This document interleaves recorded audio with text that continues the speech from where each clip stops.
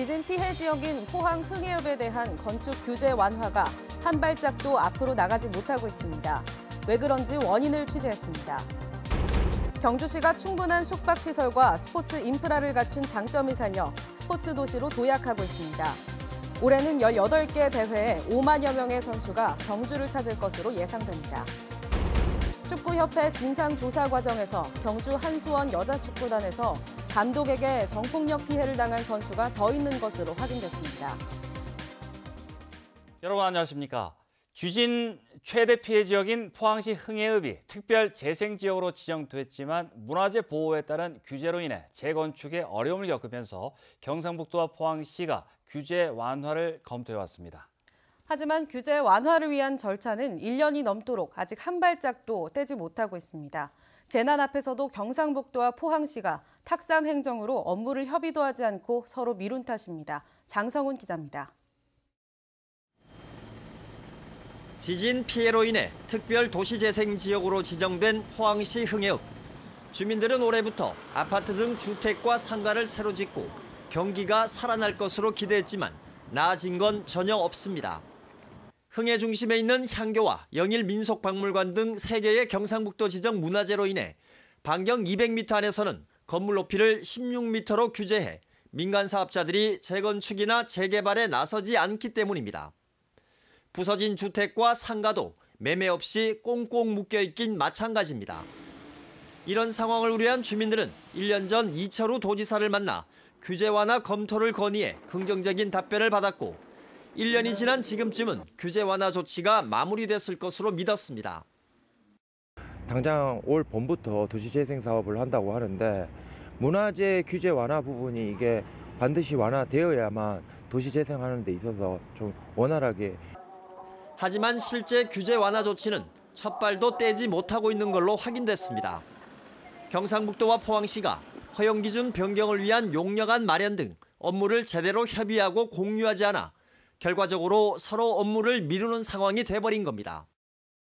도지사 권한으로 이걸 할 수 있으니까 도에서 이제 도지사가 안을 시켜달라 그런 내용이던데. 포항시 문화재 부서에서 그 현상 변경 허용 기준안 변경 용역을 줘갖고 그 용역 결과물을 갖고 우리 문화재위원회 심의를 받아야 됩니다. 포항시는 올해 규제 완화에 필요한 용역 예산조차 편성하지 않아 민간 차원의 사업 투자는 더욱 더디게 됐습니다. 포항시도 그렇고 아마 경상북도도 그렇고 아마 여기에 도시재생에 관련돼서 너무 무관심한 것 같아요. 그 말로만 어떻게 도와준다고 말씀하시는데. 한편 참다 못한 흥해읍 주민들은 문화재 규제를 완화하라는 3천여 명의 서명을 받아 경상북도에 전달할 계획입니다. MBC 뉴스 장성훈입니다. 경북에서 대학을 졸업한 뒤 취업 등을 위해 지역을 떠나는 청년 순유출 규모가 전문대 졸업층에선 감소한 반면 4년제 대학교를 나온 청년층에선 늘어난 것으로 조사됐습니다. 경상북도가 중간 발표한 지역 청년 일자리 실태 분석 결과 전문대 졸업생의 지역 순유출은 2007년 6,800명에서 2015년 2,400명으로 크게 감소했지만 4년제 졸업생은 9,400명에서 1,600명으로 오히려 더 늘어났습니다. 지역 내 청년층 취업자 수도 2017년 40만 2천 명으로 4년 전보다 4.8%가 줄었습니다. 한편 출퇴근 자료를 활용한 노동시장 권역 분석에선 포항, 구미, 안동, 경주, 영주, 경산 등 5개 도시가 지역 취업 중심지로 나타났습니다. 천년고도 경주가 관광뿐 아니라 사계절 스포츠 도시로 발돋움하고 있습니다. 올해 18개 대회에 5만여 명의 선수가 찾을 것으로 예상돼 경제적 효과도 상당할 것으로 기대됩니다. 보도에 김철승 기자입니다. 전국에서 모여든 태권도 선수들이 품새 연습에 열중하고 있습니다. 초등학생에서부터 대학생까지 이들은 숙박시설이 넉넉하고 토암산을 오가기 좋은 곳에 짐을 풀고 동계 훈련을 하고 있습니다. 또 다른 곳에서는 주로 수도권 지역 야구 선수들이 공을 잡거나 공을 치는 훈련에 집중하고 있습니다. 주중에는 훈련을 하고 주말에는 인근 유적지와 관광지 등을 둘러볼 수 있어 10여 년째 경주를 찾고 있습니다.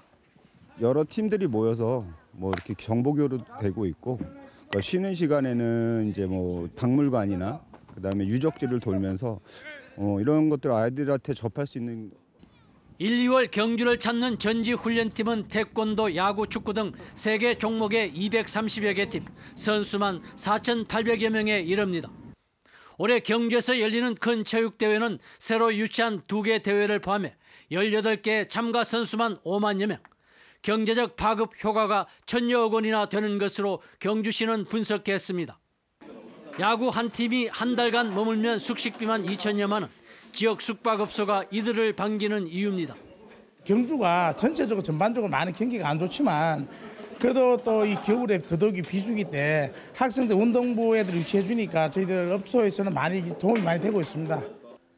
경주시는 불국사 숙박단지 54억 원을 들여 내년까지 스포츠센터를 건립하고 국가대표 축구훈련원 유치에도 나서는 등 스포츠 기반을 확충하기로 했습니다. 경주가 문화관광뿐 아니라 스포츠 도시로서의 명성도 높여가고 있습니다. MBC 뉴스 김철승입니다. 한수원 여자축구단 성폭력 논란과 관련해 하전 감독으로부터 성폭력 피해를 입은 선수들이 추가로 더 있는 것으로 확인됐습니다. 이번 사건을 조사 중인 축구협회는 어제 한수원 여자축구단 선수들에 대한 긴급 면담 결과 하 감독으로부터 피해를 입은 선수 등이 추가로 1명에서 2명 이상 더 있는 것으로 나타났다고 밝혔습니다. 한편 한수원이 지난 2016년 9월 감독 채용 당시 하전 감독의 여자대표팀 성희롱 전적을 축구협회 등으로부터 전달받고도 하씨 채용을 강행했다는 의혹이 제기됐습니다. 이에 대해 한수원은 2016년 채용 당시 축구협회에서 성희롱과 관련된 내용은 전달받은 적이 없다며 의혹 내용을 부인했습니다. 울릉공항 건설의 걸림돌이었던 포항 울릉간 항공로 이용 문제가 해결되면서 울릉공항 건설 사업에 청신호가 켜졌습니다. 자유한국당 박명재 의원은 해군과 공군으로부터 울릉포항 간 직항로 개설과 관련한 합의 내용을 전달받았다고 밝혔습니다. 그동안 포항 울릉간 하늘길은 공군 비행 연습 구간으로 지정돼 국방부 협의 없이는 민간 여객기가 자유롭게 이용할 수 없었습니다. 어제 예천에서 60대 남성이 멧돼지의 공격을 받아 숨지는 사고가 발생했습니다. 멧돼지 공격으로 인한 사망 사고는 3년 만인데 서식 밀도는 전국적으로 증가하는 추세입니다. 최보규 기자의 보도입니다.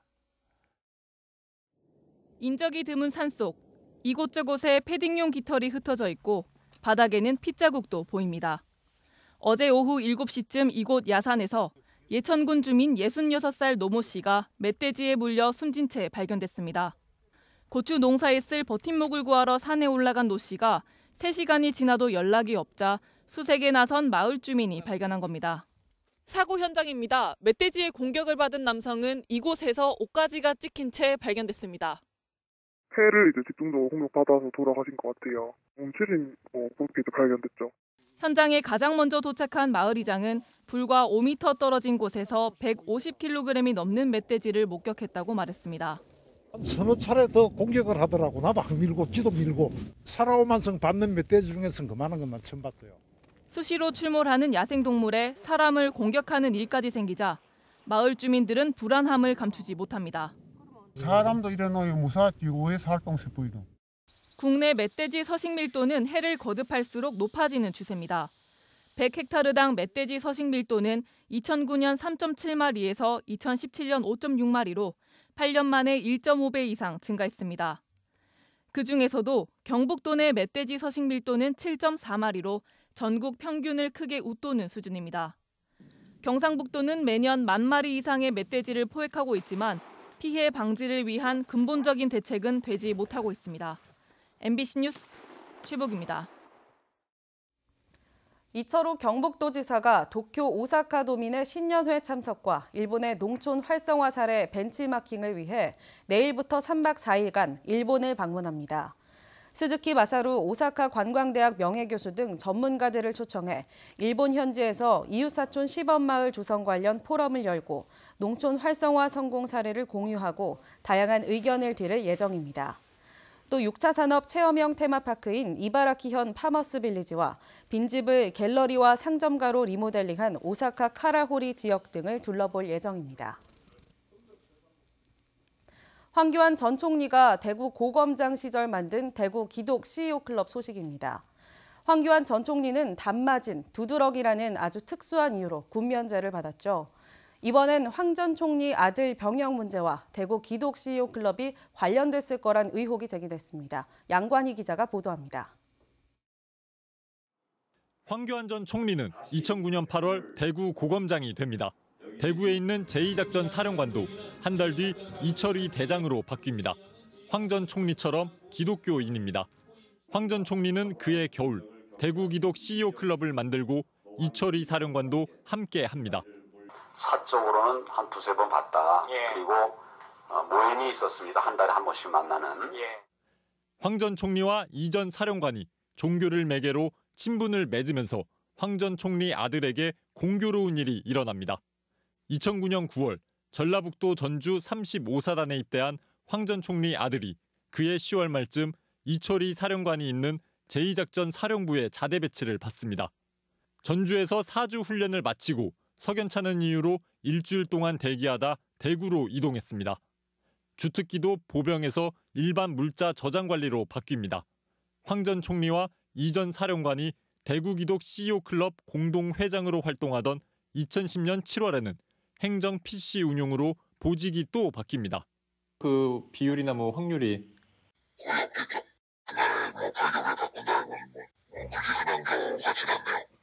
그때부터 황 전 총리 아들은 부관 일을 한 것으로 보이는데 부관은 보통 인사처에서 행사를 진행하고 병사를 분류 관리합니다. 전혀 몰랐어요. 전혀. 저는 그 아들이 거기 근무하는 줄 몰랐어요. 황 전 총리는 아들 병역 특혜 의혹을 묻는 취재진 연락에 응하지 않았습니다.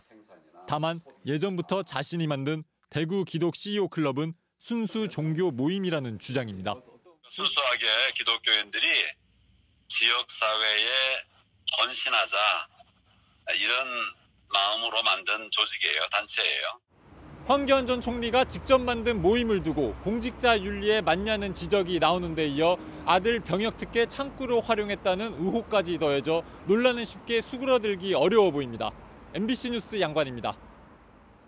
지방의원들의 부적절한 해외 연수가 도마 위에 오른 가운데 경상북도는 일반 공무원들의 외유성 공무 국외 여행을 철저하게 차단하라고 도내 시군에 통보했습니다. 경상북도는 각 시군이 연수 심사 단계에서 외유성 일정 여부와 방문 기관의 타당성, 여행 시기의 적정성 등을 적극 검토할 것을 주문했습니다. 또 현지 여행 일정이 변경됐는데도 이를 보고하지 않았을 경우 해당 공무원을 직장 이탈 금지 위반으로 징계할 것을 지시했습니다. 영덕군의회는 어제 전체 군의원 간담회를 열고 올해 해외 연수를 취소하기로 했습니다. 영덕군의회는 최근 예천군의회가 해외 연수 중 가이드 폭행으로 물의를 빚어 지방의원 해외 연수를 개선해야 한다는 목소리가 커지자 해외 연수를 취소하고 연수비 1,400여만 원을 반납하기로 했습니다. 반납한 연수비는 일자리 창출에 활용하기로 했습니다. 경북 동해안은 내일 대체로 맑은 날씨를 보이겠지만 울진에는 내일 밤부터 눈이 오겠습니다. 울릉도와 독도에는 내일 아침부터 최고 15cm의 많은 눈이 예상됩니다. 안수진 기상캐스터입니다. 오늘 미세먼지 걱정 없는 맑은 하늘이 이어졌습니다. 내일도 공기는 깨끗하겠고요. 경북 동해안은 대체로 맑은 가운데 동풍의 영향으로 북부 동해안과 울릉도 독도에는 비나 눈이 내리겠습니다. 북부 동해안에는 내일 밤부터 모레 새벽까지 1에서 3cm의 눈이 예상됩니다. 울릉도와 독도는 내일 아침부터 모레 밤까지 5에서 15cm의 눈이 예상되면서 대설 예비특보가 내려졌고요. 예상 강수량은 5에서 20mm입니다. 강풍까지 더해져서 시설물 관리에 유의하셔야겠습니다. 바닷길도 심상치가 않습니다. 곳곳에 비나 눈 소식이 들어있는 가운데 내일 모레부터 글피까지 바람이 매우 강하게 불겠습니다. 자세한 내일 날씨 알아보겠습니다. 내일 대체로 맑겠고 북부 동해안에는 밤늦게 구름 많고 눈이 오겠습니다. 아침 기온 영하 3도에서 0도, 낮 기온은 경북 동해안 전역이 7도입니다. 울릉도와 독도에는 강한 바람과 함께 비와 눈이 오겠습니다. 아침 기온 울릉도 2도, 독도 3도, 낮이 되면 울릉도 5도, 독도 6도입니다. 동해상은 구름 많고 곳곳에 비나 눈이 오겠습니다. 바다의 물결 동해 전해상에서 최고 4m까지 높게 일겠습니다. 모레 아침에는 반짝 한파가 찾아오겠고요. 당분간 기온은 평년 수준에 머무는 가운데 찬바람에 체감 온도는 낮겠습니다. 날씨였습니다.